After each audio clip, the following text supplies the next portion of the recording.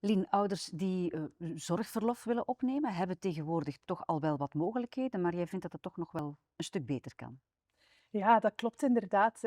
Ik ben zelf een mama van een jonge dochter van 14 maanden en zowel ik als mijn echtgenoot hebben verlofstelsels opgenomen. Er zijn er heel wat, maar we merken toch wel wat problemen ermee. Het is een heel kluwen. Het is een hele zoektocht, want aan elk verlofstelsel zijn er andere voorwaarden gekoppeld.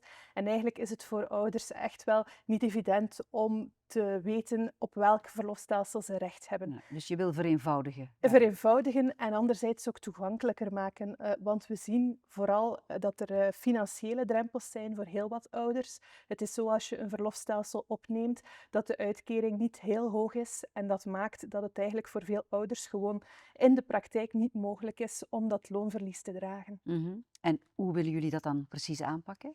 Wij willen een complete hervorming van die verlofstelsels door een familiekrediet op te richten. Dat is eigenlijk een rugzakje dat een kind bij de geboorte meekrijgt en waar de ouders uit kunnen putten op het moment dat zij het nodig vinden om op die momenten ruimte te maken voor de zorg voor hun kinderen. Mhm. En daarbij houden we uiteraard rekening met de moeilijkheden die er nu zijn. We zorgen ervoor dat die uitkeringen verhogen, zodat die financiële drempel er niet meer is. Maar we zorgen ook voor meer flexibiliteit door een opname mogelijk te maken, voltijds, halftijds, 1/5, 1/10.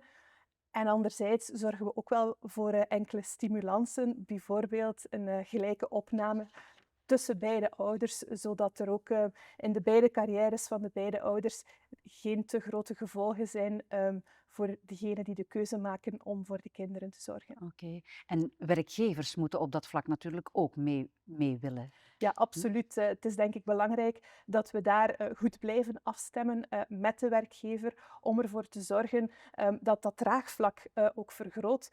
Maar het is ook voor de werkgever zelf belangrijk dat ouders zich goed voelen op het werk en dus ook die balans vinden tussen werken en zorgen voor. En ik denk dat West-Vlaanderen daar eigenlijk het typische voorbeeld van is. Het is de provincie van darde werkers, maar ook van herne zien. En als we dat graag zien willen blijven mogelijk maken, dan zijn we echt aan een hervorming toe van de verlofstelsels.